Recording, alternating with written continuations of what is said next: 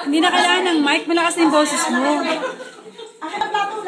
Sa Batangas, hindi na gumagamit ng microphone, malalakas ng boses. Hindi, ay, pagka tatawagan mo na sa kabilang bundok. Ano ba ang kasal sa Batangas? Ganyan? Ay, di. Wala sigarilyo. Hindi pa nga binibinta namin. Alhambra yun. Ay, bago mo muna sumabang, hindi muna ako nagsasalita.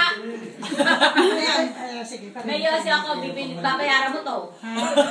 Sandaan isa. Magkano ba sabog yan? Ang sabog dito, ang unang magbibigay dito ay dapat ay inom sa kasal. Hindi ang pinaka... O, tinatawagan ng patid, magulang ng lalaki! Magulang ng lalaki! Oy, galing Israel yun!